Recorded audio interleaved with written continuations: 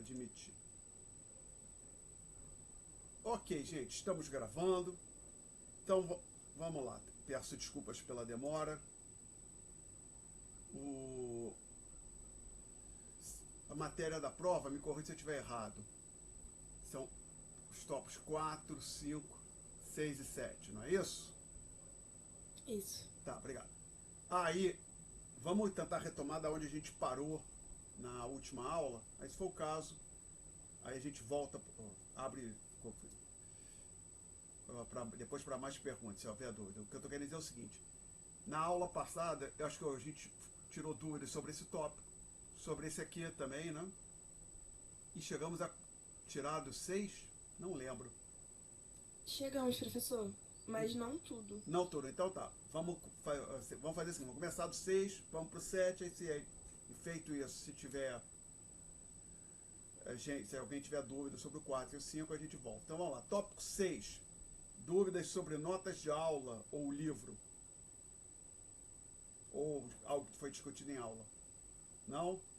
Então, tópico 6. Dúvidas sobre exercício. Lista de exercício do tópico 6.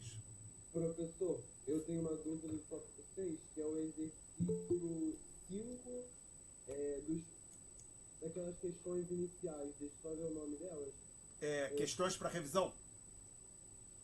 Isso, questões para revisão. A questão... Só para... questão 5, dos ienes.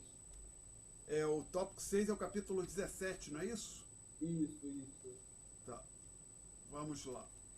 Não, o professor, o capítulo 6 é o capítulo 18 do livro. 18? Tá, obrigado. E eu queria saber se depois você conseguia dar uma revisada na balança de pagamentos, que eu fiquei com um pouco de dúvida ainda. Só um minuto. Peraí. Isso, Marina, obrigado. Questão, é o capítulo 18. 18. Questões para revisão. Tá, tudo bem, é isso mesmo. Tá. Aí a sua dúvida é questão 5? Questão 3. 3. Descreva a lógica econômica por trás da teoria da paridade do poder de compra? Não, professora, do capítulo 18. É se um carro japonês custa 500 mil ienes... É a questão 5, professor. Desculpa, no meu livro foi mal, falei tudo errado. É a questão 5. É questão 5? Ah, tá. Se um carro japonês custa 500 mil ienes, um carro norte-americano similar custa 10 mil, e um dólar pode comprar, são ienes, quais são as taxas de câmbio nominal e real? Então vamos lá. Desculpa, vim aqui. A gente está então no capítulo 18. E o que eu fiz aqui? Não. Pensei que eu tivesse. Eu tenho que ser. Professor, eu tive dúvida sobre essa questão 3 também. Tá, que é anterior a 5. Tá. Faz a 5 depois a 3? Vamos fazer a 5 depois a 3. Já começamos a 5. Estamos aqui então no capítulo 18. São aquelas questões para revisão, questão 5. Olha só, eu vou usar a anotação que a gente usou em sala. Então, o preço de um carro japonês, o ien, vou fazer aqui, o ien vai ser a moeda local, moeda doméstica. O dólar é a moeda internacional. O carro japonês custa 500 mil em moeda do Japão. O carro americano custa 10 mil. Isso em dólar, tá? Esse aqui em ien, esse aqui é dólar. A taxa, o que ele diz, e ele já dá aqui, a própria taxa, um dólar pode comprar 100 ienes, então a taxa de câmbio é 100. Certo. Então a primeira pergunta, qual é a taxa de câmbio nominal? 100. E a taxa de câmbio real? É só aplicar essa fórmula aqui. Taxa de câmbio real é... Então, professor, a minha dúvida ficou por que o iene é a moeda doméstica? Não tem porquê. Possivelmente, se você tivesse um gabarito oficial, e às vezes tem alguns manuais de solução desse livro circulando por aí, provavelmente a moeda doméstica seria o dólar, tá? Que o livro foi escrito nos Estados Unidos. Mas é uma questão de convenção. É que veja bem, se isso aqui fosse um carro brasileiro e um carro norte-americano, para nós seria óbvio. A moeda doméstica seria o real, né? Mas aí, por exemplo, tem 2 países, nenhum deles é o Brasil. Mas qual é a moeda utilizada internacionalmente? O dólar. dólar. Então foi para mim só por esse motivo, mas certamente você poderia pegar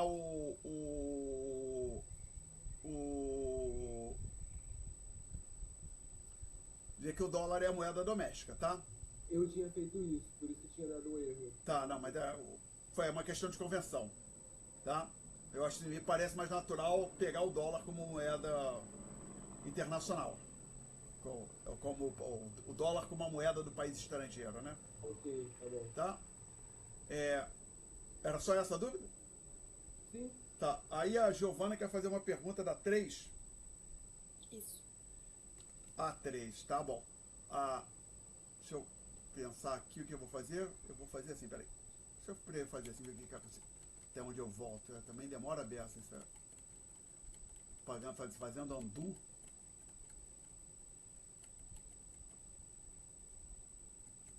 A questão 3. Questão 3, primeiro capítulo. Escreva a lógica econômica por trás da paridade do poder de compra. O argumento que o livro usou foi a chamada lei do preço único. Pensa em dado um bem I qualquer, a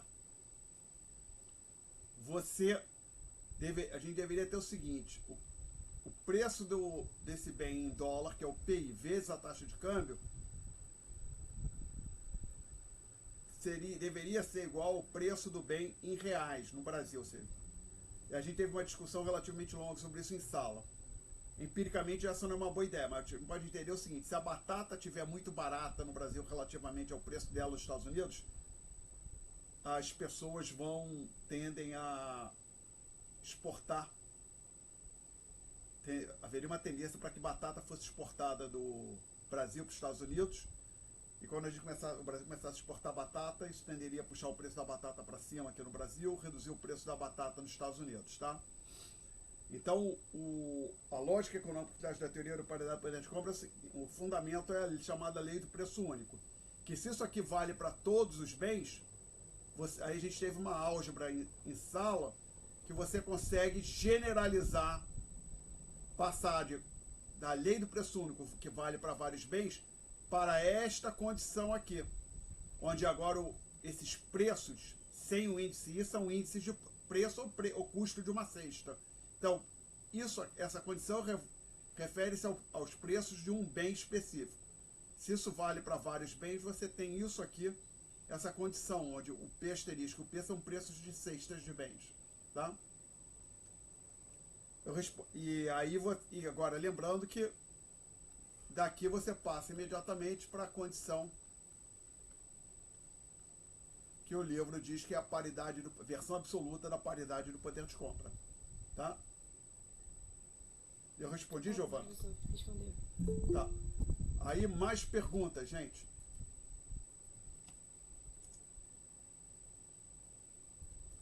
Nesse tópico, Professor, não é dúvida de questão, mas eu queria um pouco de ajuda na balança de pagamentos, que eu ainda estou um pouco confusa nessa questão da soma de mais e menos e como conseguir analisar qual que é qual. Só um minutinho. Ué. Okay. Então a gente está falando de balanço de pagamentos, que vou abreviar aqui por BP. Vamos lá. Existe um critério que é bem mais antigo que um procedimento que surgiu bem antes da economia existir, chamado partidas dobradas, que é utilizado em contabilidade. É alguma coisa do século XIII, XIV. Tá? Foi um frei italiano que teve essa ideia. É que basicamente todo registro contábil ele tem dois lados, o que chama o débito e o crédito. Ok? E essa ideia foi implementada no balanço de pagamentos. Então todo registro no valor de $1 deve ter um registro, $1 de débito, $1 de crédito. Talvez seja uma boa eu dar também um exemplo, antes de falar do balanço de pagamento, de uma empresa. Por exemplo, a gente falou isso do Banco Central, mas podemos, quando a gente estava discutindo a emissão de moeda por parte do Banco Central, e também por parte dos bancos, mas poder pegar uma empresa qualquer, a empresa X. Isso aqui do lado esquerdo, conforme a gente discutiu, é o chamado ativo, lado direito é o passivo. Tá? Aí supõe que a empresa pega um empréstimo no valor de 100 e ela recebe, então esse dinheiro fica disponível para a empresa. Pode ser na conta bancária dela, uma espécie, vamos facilitar a discussão. Supõe que a empresa recebeu o empréstimo e recebeu dinheiro em espécie. Ela lança mais 100 aqui num item, vai ter um item no ativo, que aí nesse caso eles chamam de conta caixa, então não chamava, antigamente na época que eu estudei contabilidade, mais 100. Agora tem que ter uma contrapartida. Aqui eu chamo de lançamento a débito. Débito é de destino e crédito é a origem, da onde veio o recurso.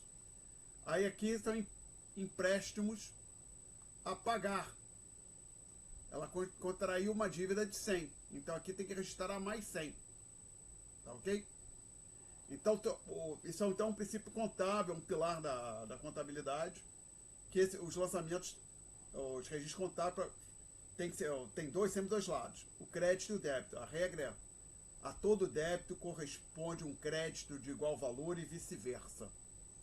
Tá? Então, se dinheiro entrou no caixa da empresa, você coloca R$100 lá no caixa.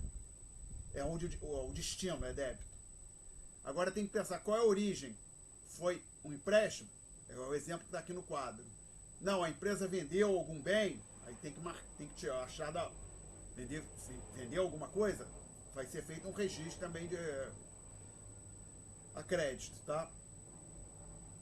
Então é essa a ideia. Todo o registro, a contabilidade, ela é feita com essa ideia de partidas dobradas. Esse princípio foi utilizado no balanço de pagamentos. E a ideia é que só que o lançamento a débito é feito com sinal negativo e o lançamento a crédito com sinal positivo. Tá me acompanhando até aqui, Marina? Tô sim, professor. Tá, agora eu tenho que achar aqui as notas de aula, que eu vou abrir aqui. Nós estamos no tópico 6, né? Aí eu tenho que pegar isso aqui, abrir, tentar achá-lo, o que eu quero aqui, já está aqui o que eu quero. Então eu digo o seguinte, o balanço de pagamentos é contabilizado através do sistema de partidas dobradas, tá? Aí a pequena variação é que em contabilidade não tem essa convenção de sinais, mas aqui em economia foi criada, né? Foi a convenção.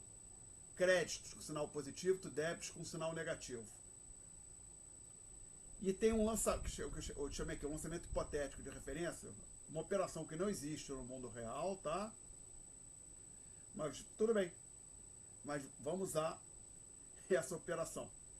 O Banco Central do Brasil exporta café no valor de $1 e recebe o pagamento em espécie. Bom, o Banco Central do Brasil, evidentemente, não exporta café, a gente sabe disso. E usualmente ele não vai receber não receberia um pagamento em espécie. É pouco usual isso, né?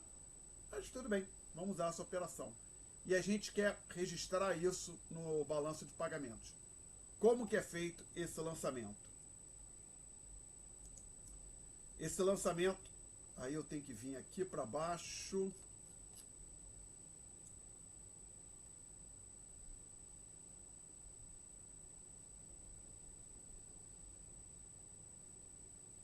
Ué?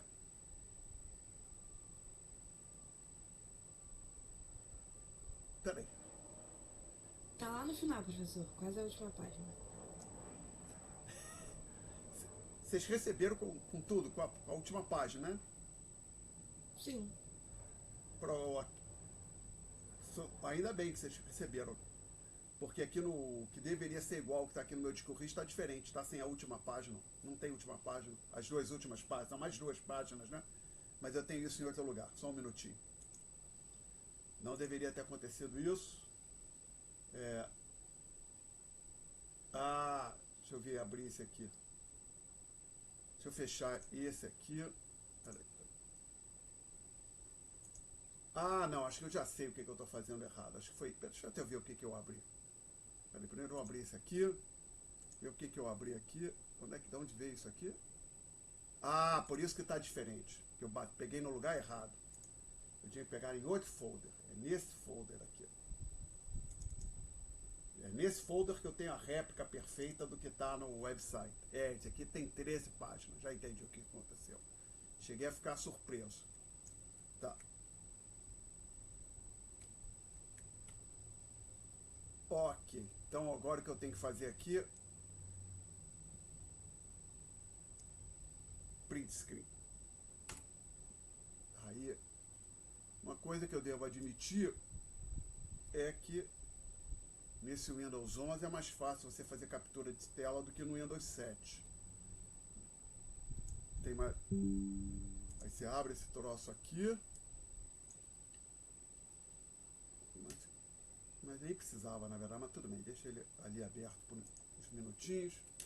Editar, colar. Ok, então tá aqui o nosso balanço de pagamentos.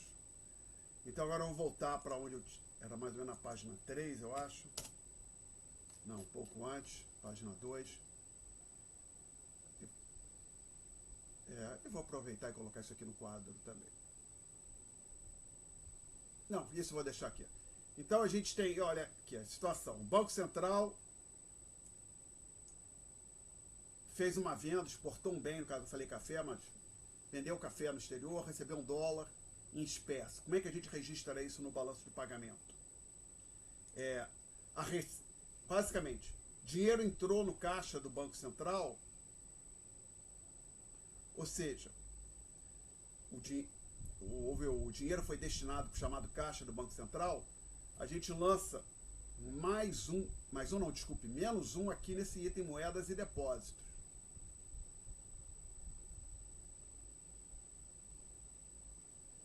Tá? Porque os chamados ativos de reserva dizem respeito aos ativos do Banco Central do Banco Central.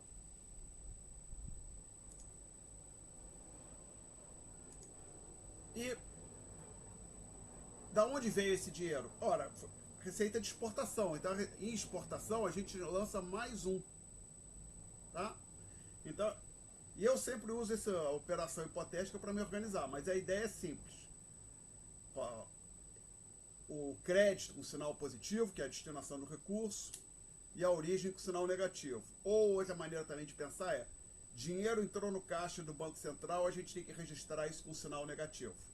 Evidentemente, dinheiro saindo do caixa do Banco Central, a gente vai registrar com sinal positivo. Aí a Maria Luísa quer fazer uma pergunta. Pode fazer, Maria Luísa. Professor, no final tem que estar tudo igual a 0, não é? Sim, mas ainda não cheguei nessa parte. Quando somar tudo vai ter que dar igual a 0. Tá? Agora, a Marina que tinha feito a pergunta. Está acompanhando até aqui, Marina? Tô sim, professor. Bom, aí agora fazer mais uma operação aqui como ilustração. A operação seguinte. Agora é um brasileiro que exporta café e recebe como pagamento um cheque de um banco norte-americano. Então, assim, o brasileiro vendeu café e pagaram ele, tem um cheque na mão dele. Mas não precisava também dizer que é um cheque. Poderíamos dizer que ele recebeu. O dinheiro foi depositado numa conta que ele tem num banco em Londres ou em Nova York, por exemplo, tá? Aí, o que acontece? A gente vai usar essa operação aqui como referência. A gente já sabe. Exportação a gente registra com o sinal mais lá em cima. Então, mais 100 aqui nas exportações. E o menos 100? É o brasileiro acumulando ativos. Acúmulo de ativos por parte de brasileiros a gente faz com o sinal negativo, menos 100. Ok, Mariana? Ok, professor. Então, essa é a lógica. E aí, por conta do fato de a gente fazer os registros sempre assim, mais 100, menos 100, menos 40 em um lugar, mais 40 em outro. A soma de tudo, se você somar tudo que você fez, o que vai ter que dar? 0, tá legal? Não interessa, isso aqui que só tem um lançamento, é evidente, mais 100 menos 100, 0. Mas a gente fez sala também com 7 lançamentos, a soma deu 0. Mas digamos que tenha 1.500 lançamentos. Ou, caso do Brasil, sei lá, com uma economia como a brasileira, quantos lançamentos tem o balanço de pagamento, por exemplo, num ano? 1 milhão, 2 milhões? Não está claro para mim. Mas a soma de tudo teria que dar 0, tá? O item erros e omissões aparece justamente porque na prática, quando é apurado o balanço de pagamento, fazem a soma, Não, não tem um zero. Ok? Tá mais claro agora, Maria?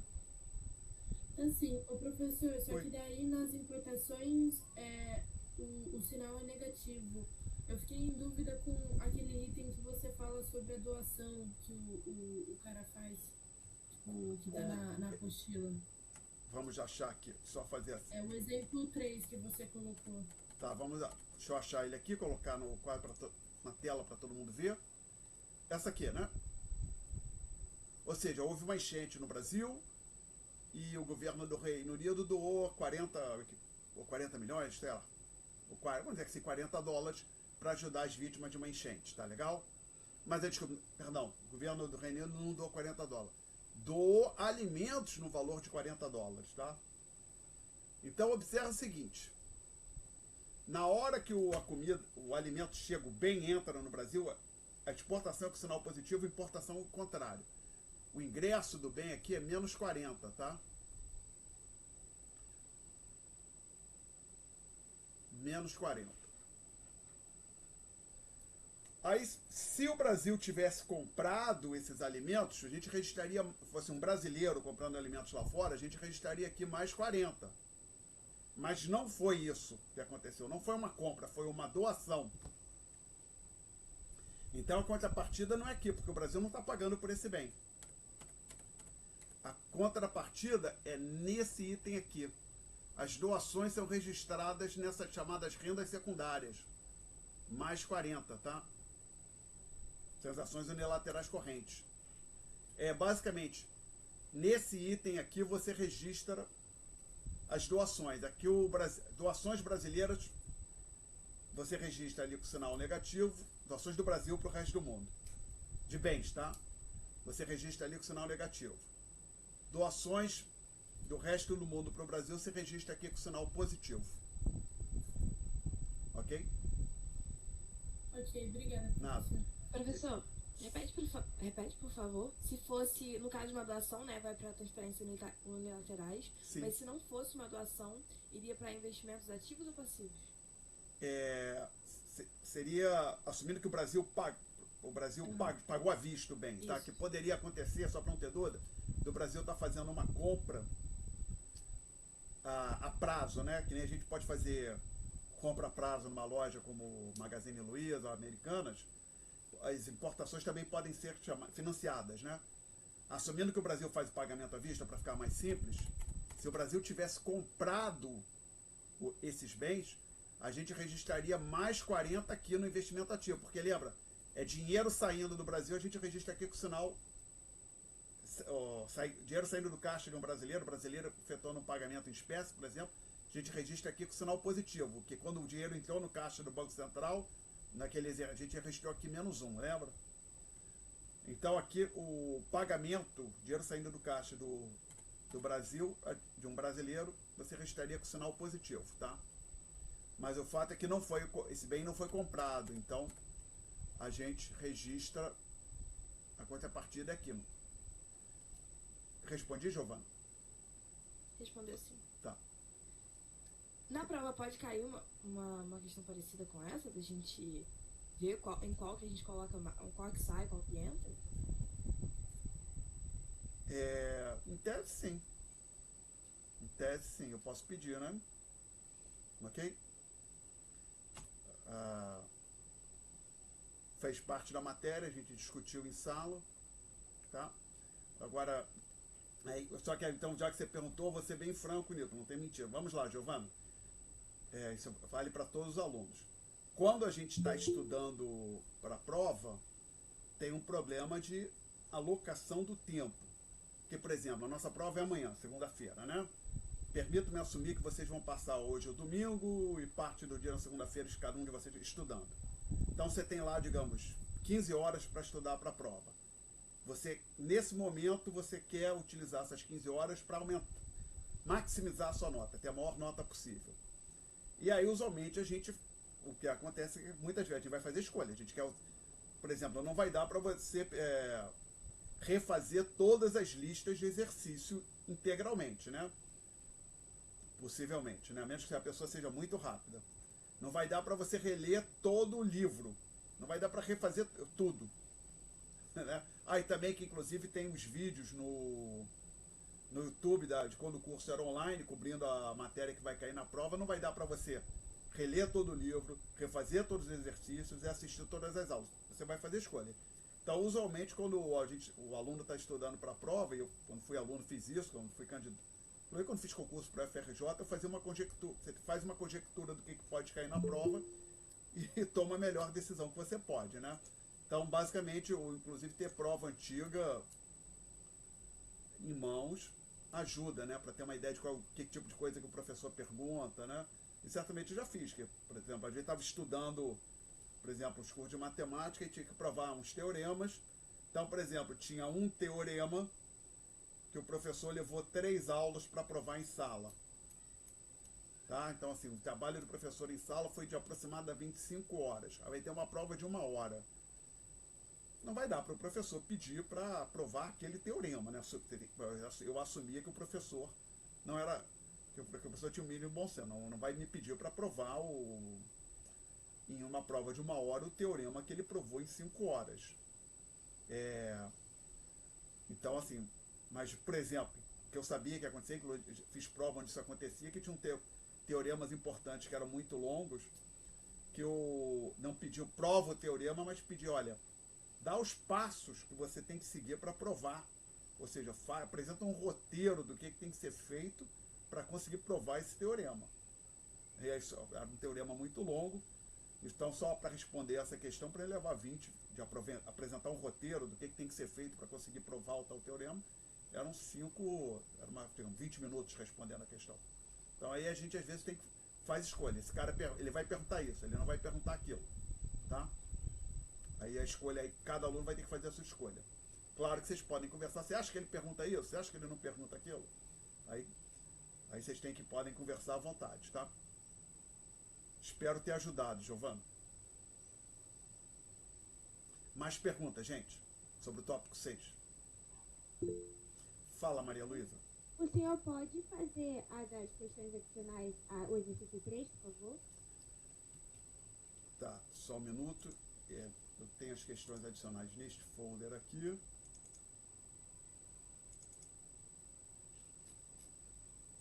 Essa aqui? Isso.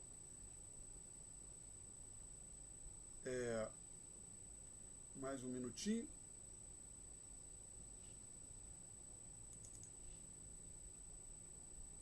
Eu acho que eu prefiro só botar um gabarito.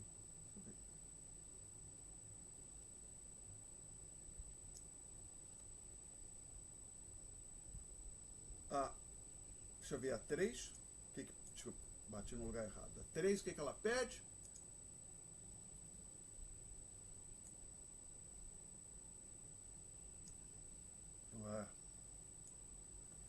A 3 pede isso aqui. Enuncie a versão absoluta da PPP. Defina as variáveis utilizadas na sua resposta. Então, enunciar é só escrever essa equação aqui. Definição das variáveis, isso tudo que está aqui. Essa aqui, o que não entra, né? Porque não aparece na equação 3. Então, é só isso.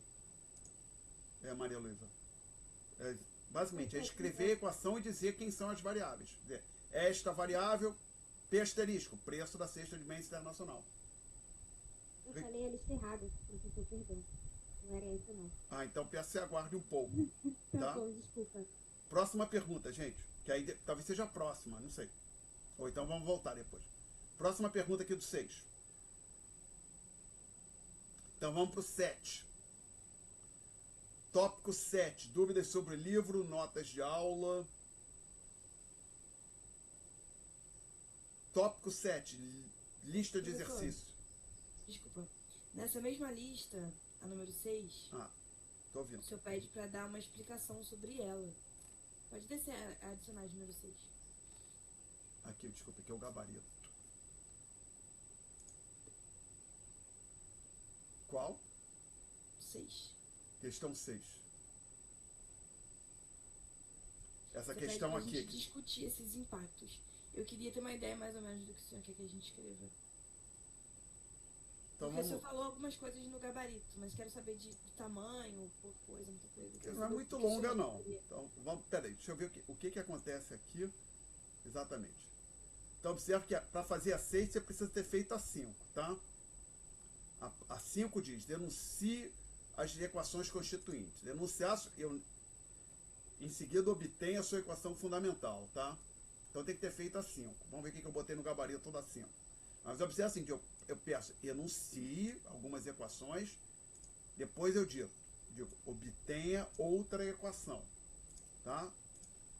Então, permito-me voltar aqui, vamos vir para o gabarito, 5, 6. Olha, enunciar, que era pedir para enunciar as constituintes, é escrever essas equações. Eu não pedi para definir as variáveis aqui não, tá?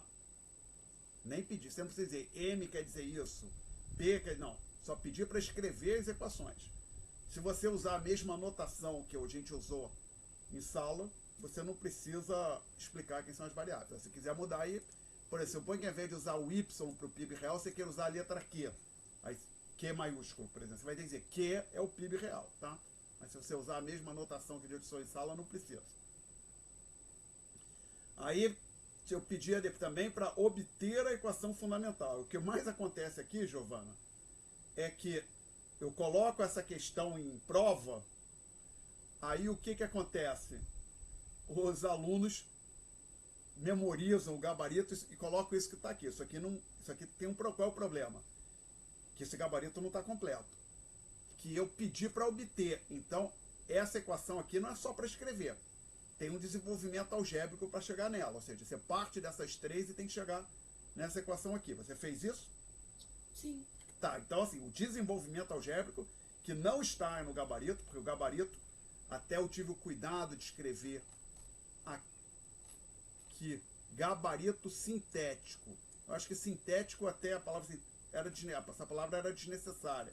Porque no meu entendimento, gabarito não necessariamente é a resposta completa, mas tudo bem. Talvez é melhor haver uma redundância e ser claro do que ser mais elegante, porém menos claro. Então aqui não necessariamente a resposta é completa. Inclusive, até agora que eu lembrei, né? Quando eu acho que a resposta está completa, eu escrevo aqui completa, tá? Então aqui, a questão 5, a resposta não está completa. Eu digo, o que está faltando é o desenvolvimento algébrico para chegar nessa equação que aqui está. Aí você obteve essa equação. Então eu vou fazer o seguinte. Vou dar um print screen aqui. Vou pegar esta senhora e vou, se tudo correr com sorte, vou conseguir colá-la aqui. Que diabo eu fiz? Tá. Quero só arrastar aqui. Aí temos essa equação aqui. Aí eu pergunto, na questão que você tinha dúvida propriamente, utilize a equação fundamental do modelo monetário do balanço de pagamento para discutir os impactos de longo prazo de uma expansão na oferta de reais, ou seja, uma expansão da quantidade de moeda, aumento da quantidade de moeda, uma expansão monetária, sobre a taxa de câmbio real dólar. Então vamos lá, aqui, M é a oferta de moeda no Brasil, M asterisco, oferta de moeda nos Estados Unidos. V, velocidade de renda no Brasil, velocidade de renda nos Estados Unidos. Esse aqui é o Y asterisco, PIB real dos Estados Unidos, esse outro aqui, o Y, PIB real do Brasil. Olhando para essa expressão, apenas olhando para a expressão, parece que uma elevação do M causa uma elevação do E, né? Porque o M aumenta, isso tudo aqui aumenta, logo o E aumenta. Parece que é assim, só que tem um complicador. É aí que tem que ter uma explicação. Essa resposta, ou seja, essa pergunta não é só olhar para essa fórmula e chegar, olha, o M aumentou, o E aumenta. Não. Qual é a parte difícil? Suponha que se o M aumentasse, digamos, o M aumenta 10%, o Y, esse Y aqui dobrasse por conta disso. Aí você teria a elevação do M puxando para cima e a elevação do Y puxando para baixo. Então a gente tem um problema aqui. O problema é que a gente não sabe o que essa elevação no M faz com as outras variáveis. Então, um caminho para resolver... Se a gente conseguir argumentar que quando o M muda, as outras variáveis não mudam, aí a gente pode usar esse raciocínio simples aqui. Tá me acompanhando até aqui, Giovana? Foi a Giovana? Não, foi a Giovana que fez essa pergunta, não foi? Tá. Então, olha, vamos lá. Primeiro, aumento no M. Aumentou a oferta de moeda no Brasil. Não há por que assumir que o M asterisco vai mudar. Tá?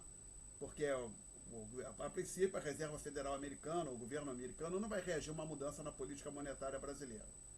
Tá? Talvez o governo norte-americano reaja a uma mudança na política monetária da União Europeia. Tá? Mas a princípio do Brasil, não. Então, não há por que a gente assumir que o M asterisco vai mudar. Essas duas variáveis, o V e o V asterisco, a gente está falando de no longo prazo, aí, o enunciado da questão fala a longo prazo, a hipótese é que o V e o V asterisco são constantes no longo prazo. E restam essas duas variáveis aqui, que aparece aqui, os PIBs reais. Porém, a gente discutiu em algum momento nesta disciplina a chamada neutralidade monetária, que é o que está por trás disso? Lembra, existe neutralidade monetária quando uma mudança na oferta de uma moeda, que é uma variável nominal, não afeta variáveis reais. E a gente discutiu que, pelo menos no longo prazo, isso é uma hipótese razoável. Então, como a gente está falando do longo prazo, uma mudança, a gente aplica a neutralidade monetária para dizer uma mudança no M não impacta nem o Y asterisco, nem o Y. Logo, de fato, o M muda, as outras 5 variáveis que aparecem no lado direito não são afetadas por esse ΔM, e aí, agora sim, a gente pode concluir que um ΔM positivo leva a um ΔE positivo. Ok? Professor, essa neutralidade monetária, ela é uma explicação só do porquê o PIB estrangeiro e o PIB doméstico não mudam, né? É só no PIB, essa é a explicação para esses dois. Poderia, se você quiser, aplicar também para o V e para o V asterisco, que são variáveis reais também. Tá. Mas acho que aí, ou seja, para o V e para o V asterisco tem 2 caminhos. Um de argumentar com base na neutralidade monetária, que não é o que eu tinha feito aqui, ou outro dizer, olha, por hipótese, conforme essas 2 variáveis são constantes no longo prazo, né? Está por trás da discussão sobre a teoria quantitativa, inclusive. Tá? Agora,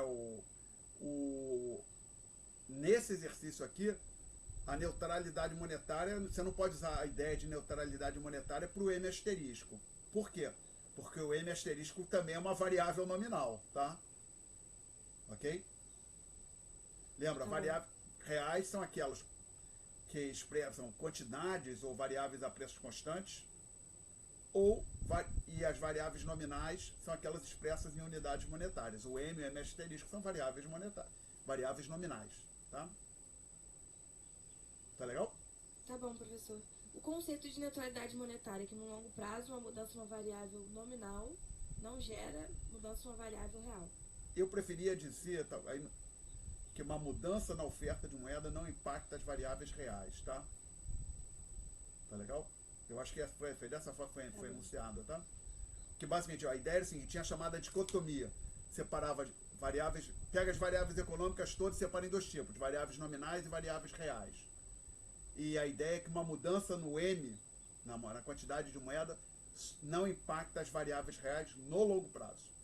Tá? Mais perguntas? Então vamos passar para o tópico 7, é isso? Vamos então para o tópico 7. Tópico 7... senhores, dúvidas sobre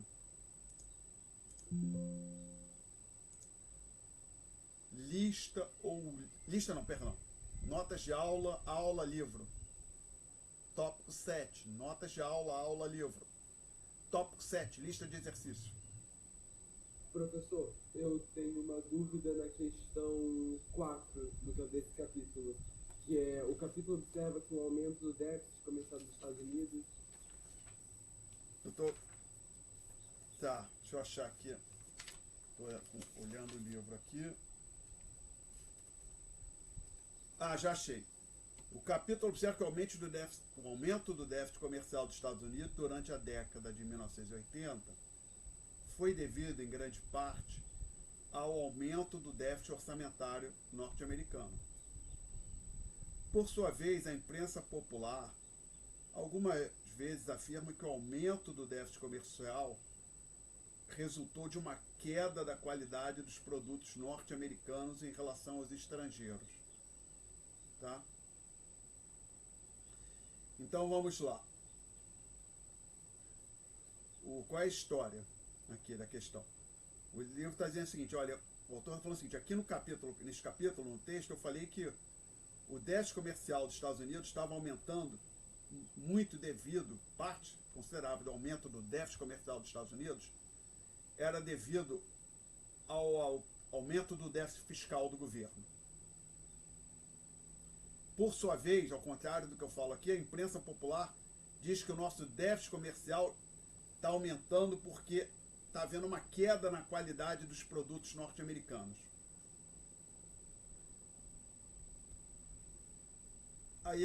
Vamos lá, aí a pergunta tem 3 itens. Supõe que a qualidade dos produtos norte-americanos realmente tenha caído durante a década de 80. Como isso afetaria as exportações livres para qualquer taxa de câmbio dada? Aqui ele está falando taxa de câmbio real. Ele não disse que é real, mas sei que é a taxa de câmbio real. Por quê? Porque é pelo contexto do capítulo, que aqui nesse capítulo ele está sempre falando de taxa de câmbio real, tá? Ok. E aí, tá aqui a minha caneta. Então, o que ele está falando, lembra que tem um gráfico, tem aqui esse modelo que ele discute, que a gente discutiu em sala, tem esses 3 gráficos, lembra? Aqui, o item A ele está pedindo para olhar só para esse gráfico inferior, é o que eu vou tentar fazer.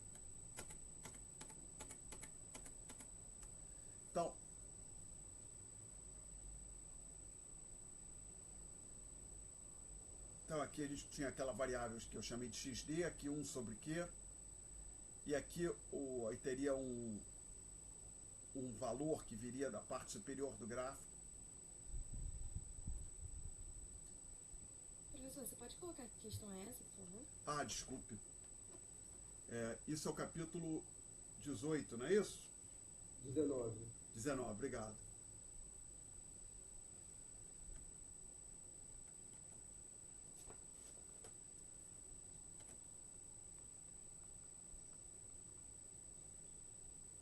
Problemas e aplicações é a questão 4, não é isso? Isso. Tá. E isso que eu estou fazendo aqui no momento é só a parte A. Então, aí aqui a gente tinha essa demanda pelas exportações líquidas e o que eu chamei oferta para fim de relacionadas às exportações líquidas. E aí aqui seria o que eu vou chamar de A1. Aqui eu vou colocar 1.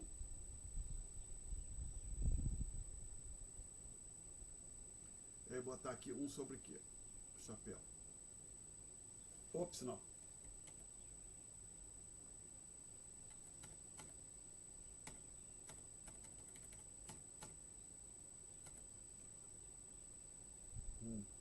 Nossa, estou com dificuldade de escrever o número 1 hoje. Ok, agora foi 1.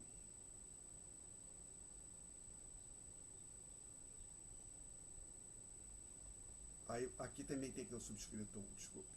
Então, suponha que, de fato, a qualidade dos bens que os americanos produzem tenha caído. O produto americano era de excelente qualidade, hoje deixou de ser, né?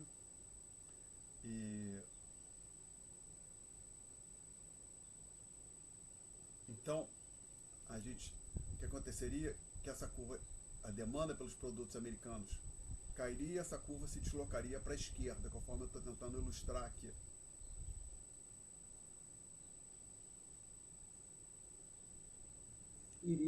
Desculpa, eu não escutei muito bem. Iria para a esquerda por causa que a demanda ia diminuir? Isso. Ok.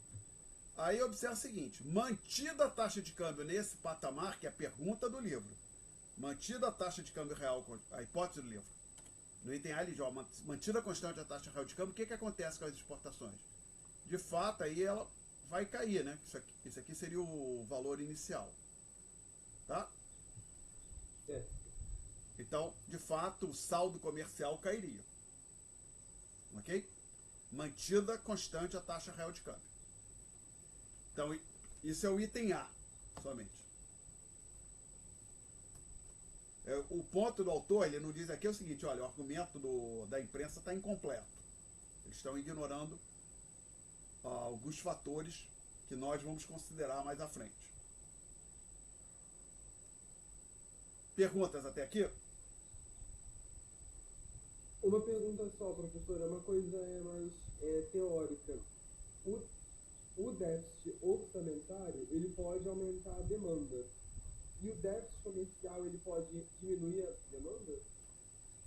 Por que você está dizendo que aqui nesse gráfico o déficit orçamentário não entra? Não, sim, só os conceitos mesmo.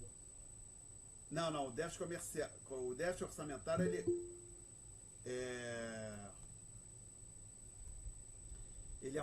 impacta um outro gráfico quando a gente considera os 3 gráficos de uma vez só. Tá? Sim, aqui nesse gráfico o déficit orçamentário não tem papel, neste gráfico somente, não tem nenhum papel. Tá? Tá legal? Ok. Aí vamos ver o item B. Use o diagrama de 3 painéis para mostrar o efeito desse deslocamento das exportações líquidas sobre a taxa de câmbio real e a balança comercial dos Estados Unidos. Tá, então vamos lá. O que está acontecendo aqui? O nosso autor está dizendo, olha, essa análise da imprensa, se você assumir que a taxa de câmbio real vai ficar constante, estaria correta. O problema que tem é o seguinte, vamos olhar para esse ponto aqui. Isso aqui não é um ponto de equilíbrio. Porque o ponto de equilíbrio, você tem que ter a interseção da demanda com essa... da oferta com essa curva aqui, da demanda. Esse ponto aqui, então, não é um ponto de equilíbrio. Aí ele pede. O que ele diz exatamente? Use o diagrama de 3 painéis para mostrar o efeito desse deslocamento sobre a taxa de câmbio real e a balança comercial dos Estados Unidos.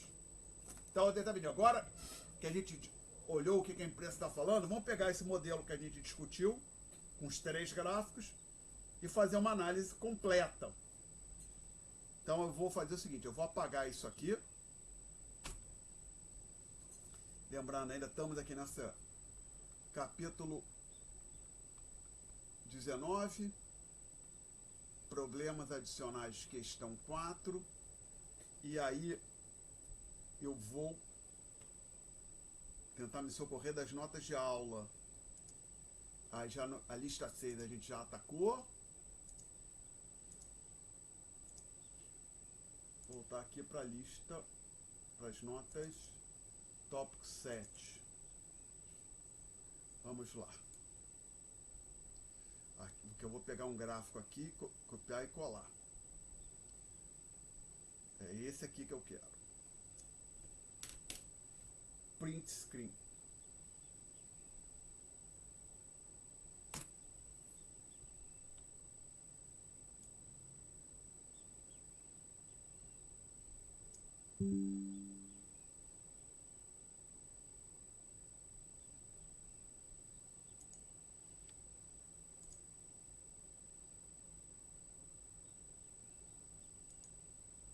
Está aqui.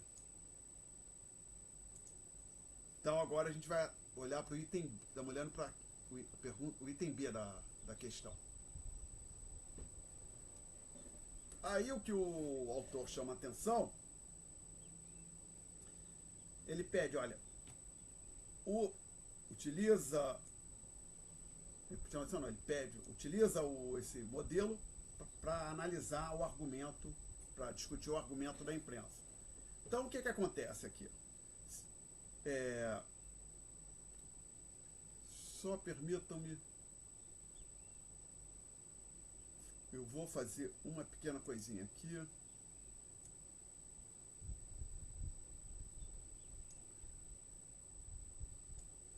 vou apagar tudo que tem chapeuzinho aqui, vou botar o número 1.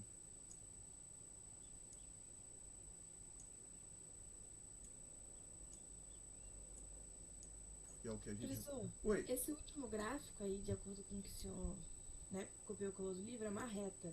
Só que o senhor tinha feito ele em uma curva. Pode usar reta. Eu fiz curva porque eu tenho dificuldade de desenhar reta. Tá? Ah, pode ser reta, tá. Pode. É mais fácil sempre fazer com a reta quando você está com papel, né? Caneta e papel pressupõe que você está com uma régua na mão, né? Você pode usar régua na prova, tá? Então, então vamos lá. Eu vou agora tentar botar aqui, tentar botar em preto os números. Aqui seria A1, só que eu não estou com vontade de colocar o 1 aqui, então vou ter que botar em vermelho. Talvez vou botar os números em vermelho, desculpe. Tem que ficar claro que eu estou adicionando aqui por minha conta. R1, A1, estou adicionando agora, quer dizer, por minha conta. Isso tudo fui eu que desenhei, né? B1,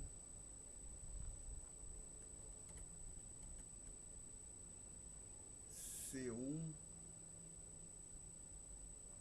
X1 aqui, 1 aqui e 1 aqui. Aí vai ter o número 1 aqui também. Aí, gente, o livro pede para você fazer a análise completa, usando esse modelo. Jogar o argumento da imprensa dentro deste modelo que aqui está. E aí a gente vai ver o seguinte, que a coisa não funciona tão bem quanto a imprensa pensa. Por quê? Ora, a gente coloca, como a gente tinha discutido, essa curva de demanda aqui embaixo, nesse gráfico inferior, na parte de baixo, se desloca para a esquerda.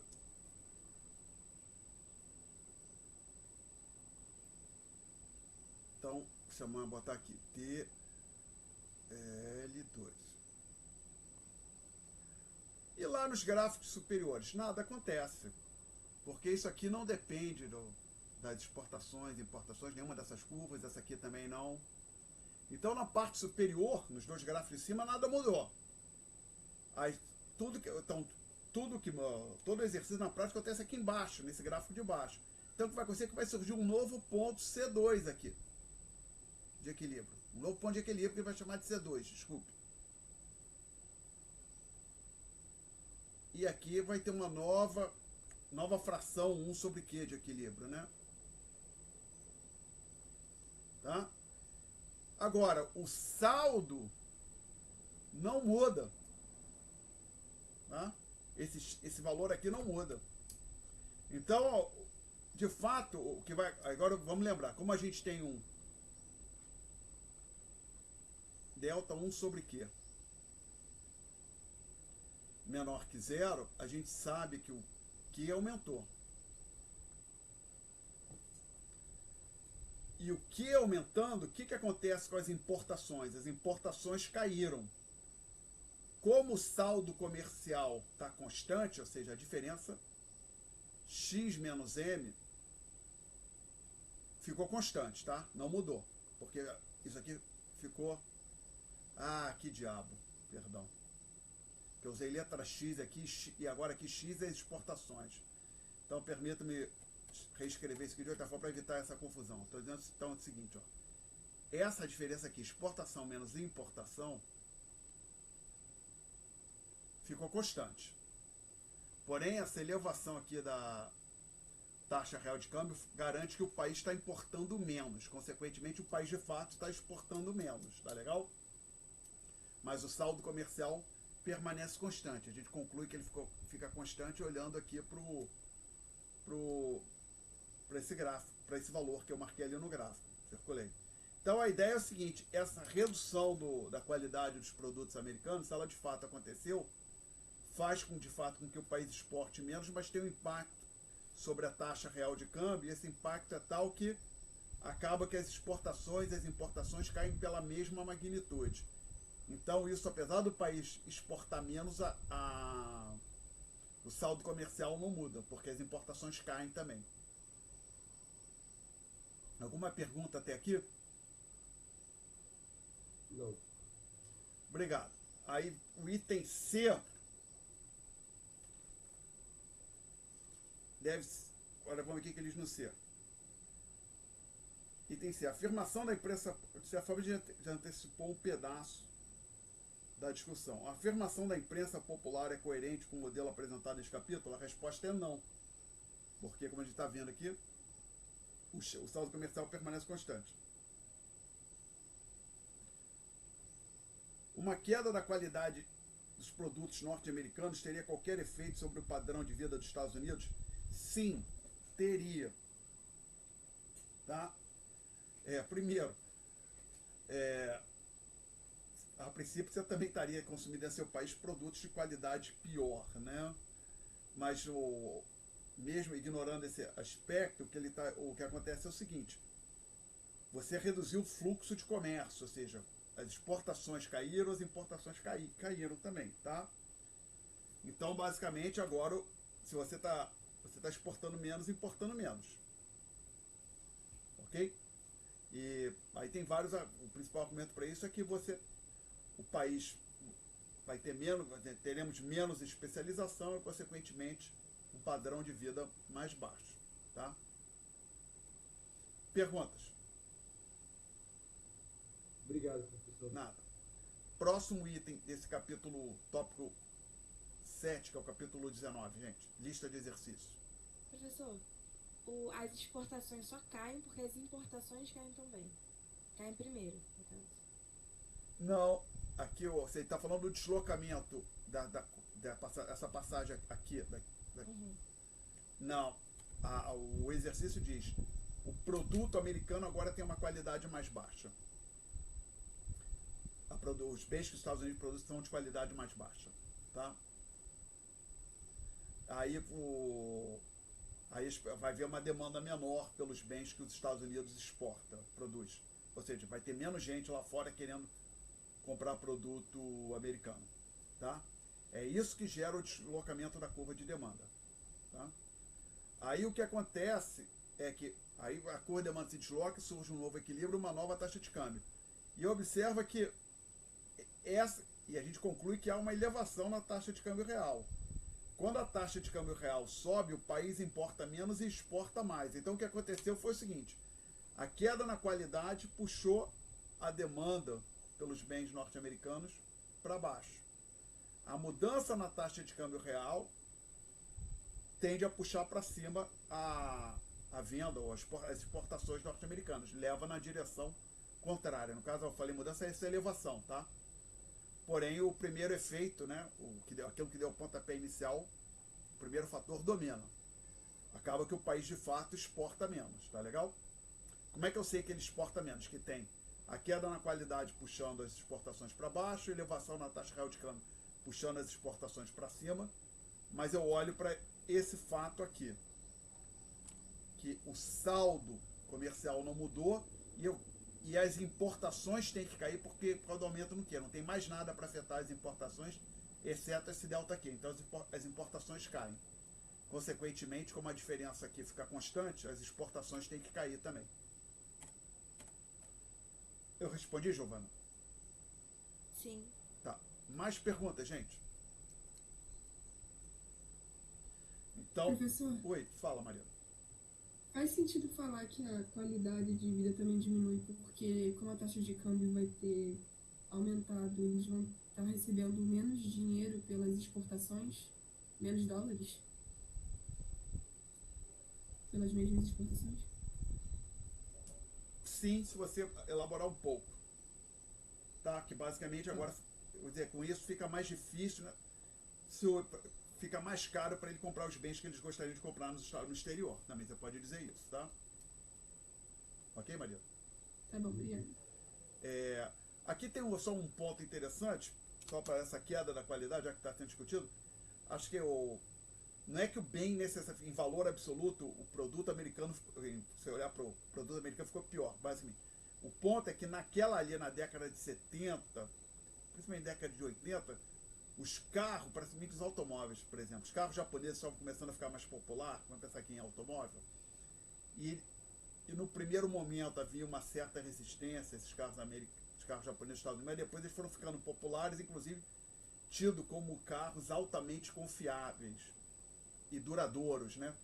Então, quando, por exemplo, a Honda chegou nos Estados Unidos, os automóveis Honda chegaram nos Estados Unidos no começo, eram vistos assim meio com uma certa desconfiança, eles foram conquistando a confiança do público, tido como carros que iam durar para sempre, né? Bem resistentes.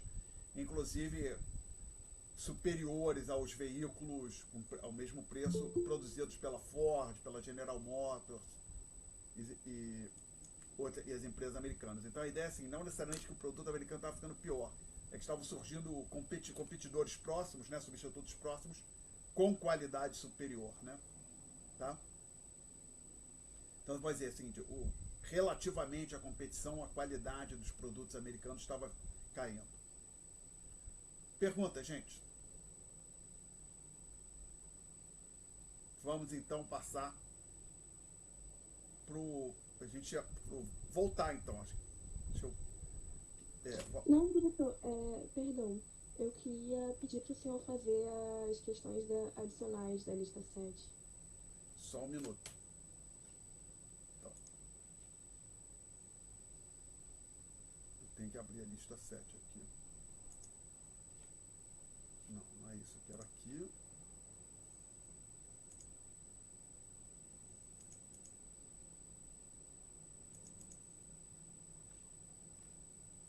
Então, temos duas perguntas.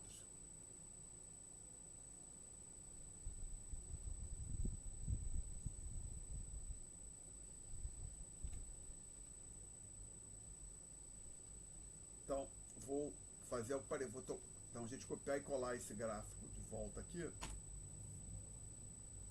Não, cancelar. Não é isso que eu quero. Quero aqui. É mais fácil editar.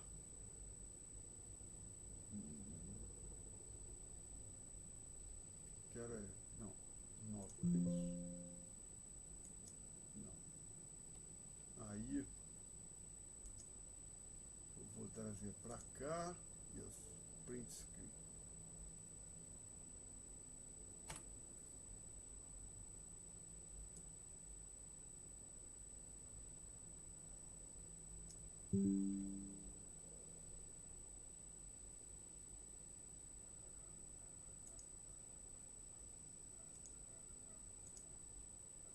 Ok. Então é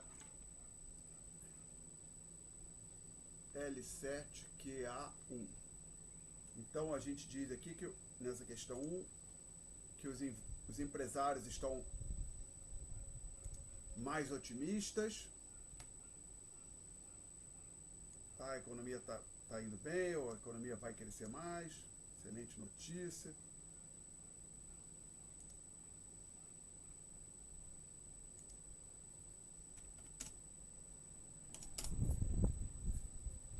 Por algum motivo, os empresários estão mais otimistas e agora vão investir mais. Então, o que vai acontecer aqui nesse gráfico? Aqui a princípio, essa, ao menos olhando assim nesse primeiro momento, essa curva e essa aqui não mexe. Essa aqui, a princípio, não. Que essa é para o investimento externo livre. E aqui, o que vai acontecer é que a curva IT vai se deslocar. Então, vamos lá. Gente, não, eu ia falar uma curva, não. Vou fazer aquilo que eu fiz antes. Botar o número 1 aqui. Vou apagar o chapéuzinho.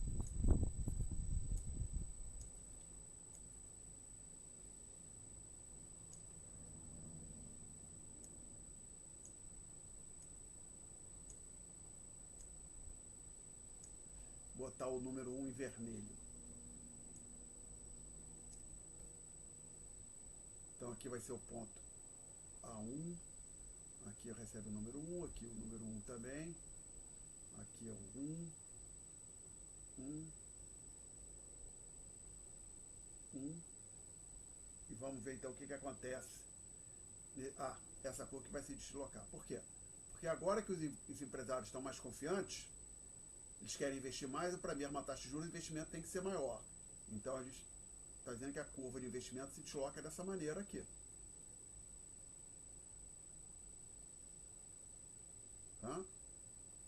Então surge um novo equilíbrio aqui nesse gráfico, que eu vou chamar de A2, novo ponto de equilíbrio. Taxa de... perdão. Posso terminar em vermelho, né? Já comecei, acho que não tá, dá para ver bem esse vermelho, né? Não é um problema. Aí a gente projeta esse R2 para cá.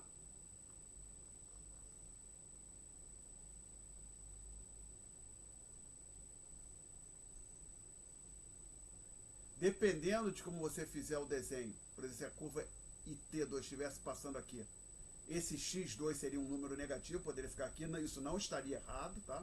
Não estaria errado, X pode ser negativo. Aqui está o ponto B2. E aí essa curva aqui agora vai ter que receber o subscrito 1, que ela vai se deslocar. Que a gente vai ter esse X aqui, ó, e aí tem essa curva. Isso aqui deveria ser uma linha reta. Desculpe, não ficou, né? Vou fazer algo melhor aqui. Não. Definitivamente eu não consigo fazer uma linha reta. Desculpe, senhores.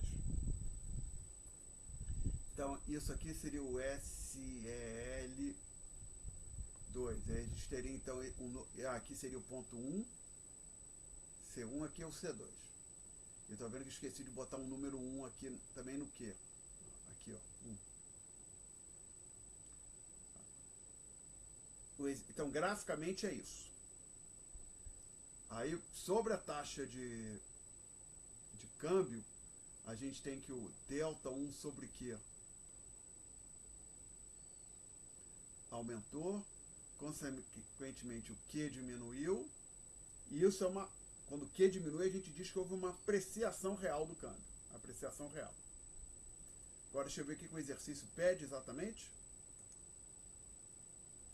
Taxa real de juros, investimento externo líquido, exportações. Vamos lá, então, cada uma dessas variáveis. Taxa real de juros.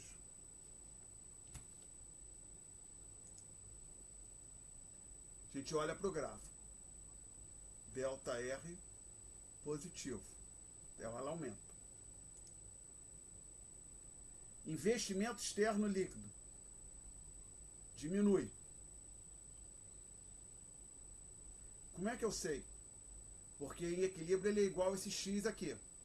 Mesma coisa para as exportações líquidas, elas também diminuem.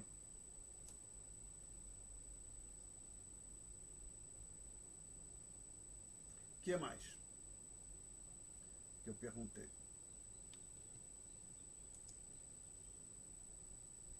Taxa real de câmbio, já está feito aqui. Delta aqui é negativo. Investimento doméstico.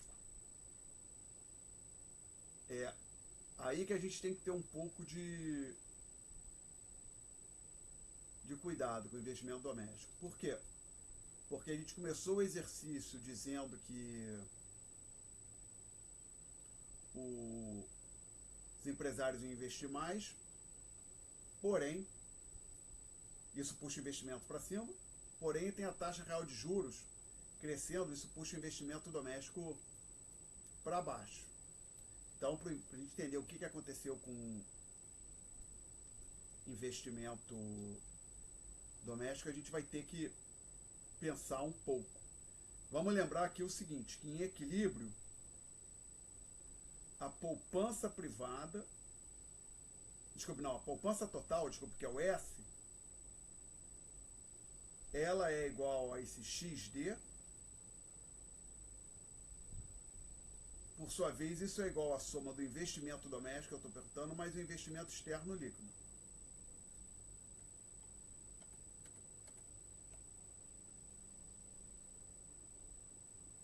E o que eu já sei?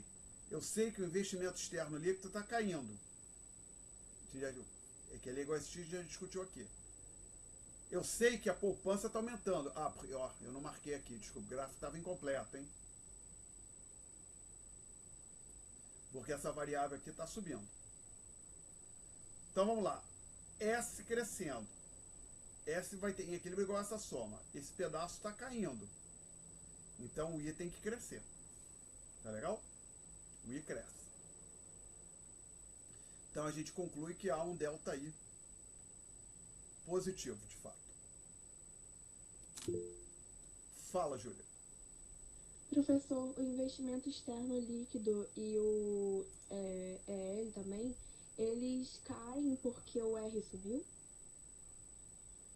Repete a pergunta, por favor.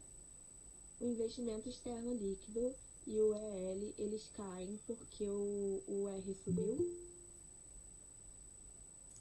Eu diria o seguinte, o investimento externo líquido cai porque o R subiu. A gente olha ao longo dessa curva aqui para achar o investimento externo líquido, tá legal? Ou seja, o valor do investimento externo líquido se relaciona negativamente com a taxa real de juros. Como a curva ficou parada e a taxa real de juros subiu, o investimento externo líquido cai, de fato. Agora, para a exportação líquida é um pouco mais complicado, porque você tem que dizer que em equilíbrio as exportações líquidas são iguais ao IEL. Como você sabe que o IEL caiu, você pode concluir que as exportações líquidas caíram também, tá? Ah, tá. Então, se o investimento externo líquido cai, as exportações líquidas também caem. Cai, porque tem uma condição de equilíbrio, que a gente usa isso para construir o gráfico. A condição é IEL, o valor do IEL de equilíbrio é igual ao valor das exportações líquidas de equilíbrio. Tá legal? Essa igualdade tem que ser satisfeita. Ok, obrigada. Nada. Mais perguntas, gente? Ok. Então isso é a questão 1. Aí tinha um pedido também a questão 2, se eu não estiver confuso. E lembrando, se cair na prova tem que explicar o gráfico, né? Os gráficos, né? Que são 3, né? Deixa eu ver o que eu botei aqui nesse gabarito. Acho que eu não dei o gabarito completo aqui para isso.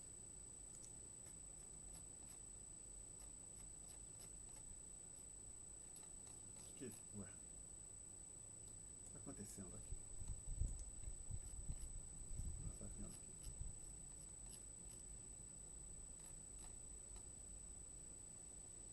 Problemas e aplicações, questões adicionais. Ah, tem até o gráfico aqui, ó, agora que eu vi. Ó, e completa, até eu botei o gabarito também. Uau! Botei as explicações. Tá? A 2 é que eu não fiz completa. Tá? Então, já que tem isso aqui, deixa eu só olhar, conferir se esse gráfico está igual ao que eu botei nas notas. É isso mesmo, IT é isso. Parece que eu fiz corretamente lá no 4. Então agora a gente vai tentar fazer a questão 2. Tenho que dar de novo. Ah não, acho que eu nem preciso dar o print screen aqui. Peraí, eu vou só fazer. Arquivo novo. Acho que ainda está no... Isso.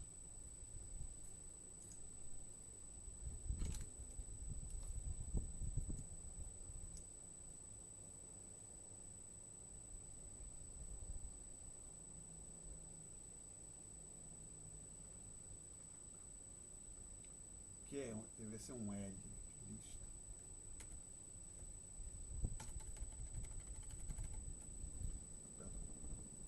L7, que é A2. Então,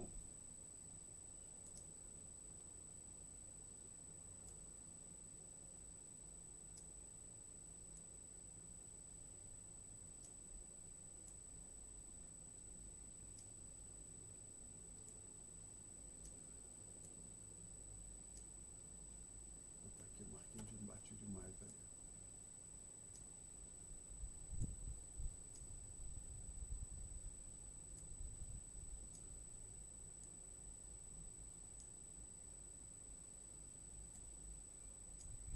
Então, vou botar agora o número em vermelho.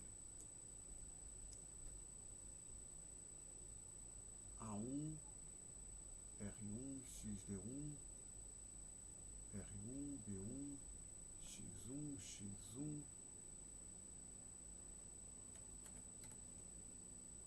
C1, 1 sobre Q.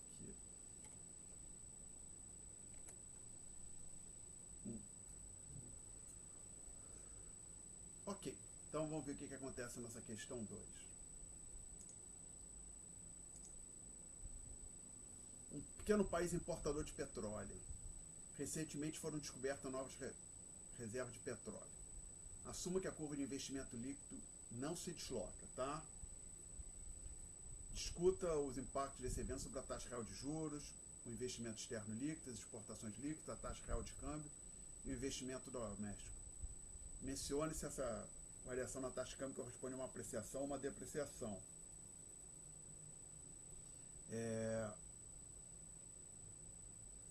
Então, o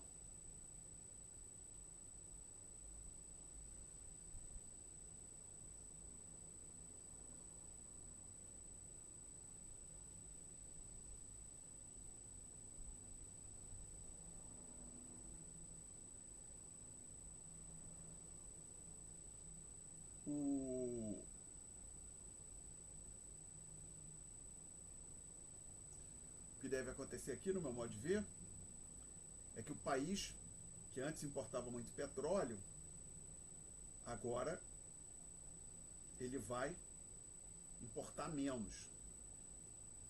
Você está importando menos, você pode interpretar isso da seguinte forma: importar menos para fim de impacto sobre o saldo comercial é equivalente a exportar mais. Então, no meu modo de ver, o que a gente tem que fazer aqui nesse exercício é deslocar essa curva aqui.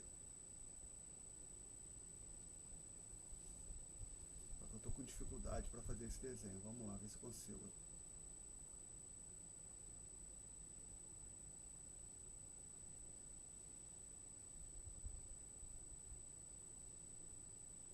Tá? E aí você tem um novo ponto de equilíbrio aqui.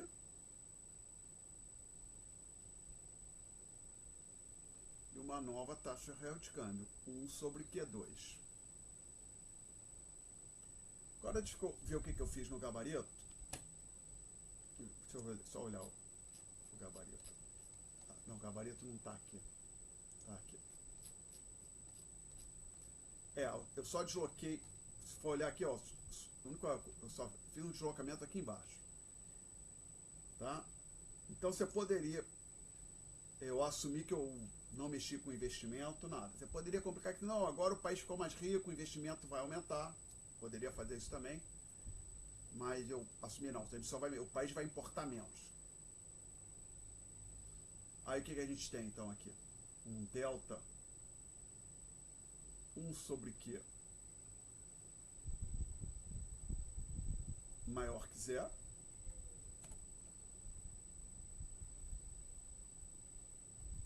Consequentemente, um delta Q negativo, tá? Isso corresponde a, é isso sim, uma apreciação da taxa, apreciação real da taxa de câmbio. E a única variável que muda de patamar aqui é a própria taxa real de câmbio, as demais não são afetadas. Ok? Pergunta, gente.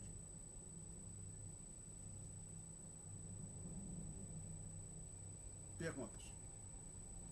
Então acho que a gente vai aqui então nessa lista 7, vamos parar por aqui, né? Mas vocês queiram, não estão falando nada, estou achando que não há mais perguntas. Então, voltar. Professor. Oi. Não, só pergunta aí. Você acabou de falar, taxa de juros não se afeta, investimento externo também não se afeta, exportações líquidas e investimento doméstico também não mudam. Não. Ok, tranquilo, obrigado. Tá. É só, basicamente, que olhando a parte superior do gráfico, nada mudou, né? Então, investimento doméstico, investimento externo, tudo isso é definido ali em cima, né? Obrigado. Nos dois gráficos superiores. Então, vamos lá, gente. Conforme tínhamos falado no começo do nosso encontro de hoje, matéria da prova, me corrijam se eu estiver errado. 4, 5, 6 e 7, não é isso a matéria da prova? Aí eu falei, vamos começar da onde a gente parou na última aula presencial, que estava discutindo o 6. Então hoje vocês tiveram chance de perguntar sobre o 6 e o 7. O que eu estou fazendo? O que é isso aqui? O que aconteceu aqui? Sei lá. Professor, rapidinho, perdão. Sobre a questão anterior que você estava fazendo, por exemplo, ele pede para falar da taxa real de juros. Aí eu só falo, não se altera, eu boto o como assim, tipo, igual a zero, ou coisa assim. Você pode dizer, olha, se você quiser fazer com a noção, botar lá um delta R igual a zero, delta Rzinho igual a zero. Tá? Mas como vai ter que explicar o gráfico e vai ter que escrever um texto, eu escreveria, olha, a taxa real de juros, o investimento doméstico, o investimento externo, a poupança, aquelas todas que eu pedi não se alteram. Uhum. Tá? Aí tudo que não se altera eu botaria assim, tipo, igual a zero. Né? Depende, olha, vamos olhar aquela Então, o gabarito que eu fiz, eu não, acho que eu não faria só assim que você está falando. Então, olha só. Que usualmente essas questões envolvem o gráfico, perdão, sempre, o gráfico e um textinho. Tá, olha como eu fiz aqui. Não, o texto olha, eu vou escrever com certeza, só para eu me organizar ali na hora. Tá, olha só como é que eu fiz. Eu fiz ao longo do texto, tá? Aqui na questão que tem a resposta. Eu escrevi uma elevação na taxa real de juros. Eu acho que eu escreveria algo assim, com relação à taxa real de juros, o investimento externo líquido, exportação líquida, ou colocar assim, com relação a R, o IEL, o IR, que é o investimento doméstico. Eu não me lembro exatamente o que eu perguntei. Eu coloquei. Cadê? Não, cadê aqui? Está aqui a pergunta. Com relação. Eu colocaria, talvez, com relação ao investimento externo líquido. As exportações líquidas também não mudam, o saldo não muda, né? Não, que diabo, não quero isso. As exportações líquidas. Só pularia aqui a taxa real de câmbio, que essa a gente vê que muda. Investimento doméstico não se altera. Eu escreveria isso por extenso. Tá? Ok. Basicamente, você vai estar escrevendo um pequeno texto explicando o gráfico, você botar mais uma frase, duas, o custo é baixo, né? Eu colocaria por extenso. Então, voltando aqui para essa discussão, conforme prova 4, 5, 6, 7. Hoje, vocês fizeram perguntas sobre o 6 e o 7. 4 e 5 tinham sido feitos na aula passada. Vamos voltar atrás agora. Alguém quer fazer alguma pergunta sobre o tópico 4? Não? E sobre o tópico 5? Alguém quer fazer alguma pergunta? Não? Então, em geral, sobre a prova, alguma outra coisa? Alguém quer fazer alguma pergunta?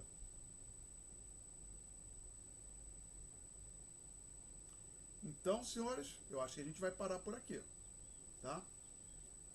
Se tudo correr como planejado, o conteúdo dessa sessão de dúvidas vai para o YouTube. Vocês devem estar estudando, e agora, mas eu imagino que essa hora vocês já perceberam que tem algum material que pode ser útil lá no YouTube, né? Imagino que vocês já perceberam isso, né? Sim. Então, teve outras sessões de dúvida, inclusive essas sessões de dúvida eu sempre boto lá como é que é o nome daquilo? O screenshot, o thumbnail, a figurinha que aparece no vídeo, sempre tem uma interrogação, tá? Vocês, às vezes podem ir lá, essa outra questão aqui, vocês podem mandar e-mail também, mas essa outra questão aqui, que ele não discutiu agora e me ocorreu alguma dúvida, às vezes ela pode estar sendo discutida numa daquelas outras sessões para os outros semestres, tá? Então a gente fala, Júlia, você quer fazer uma pergunta?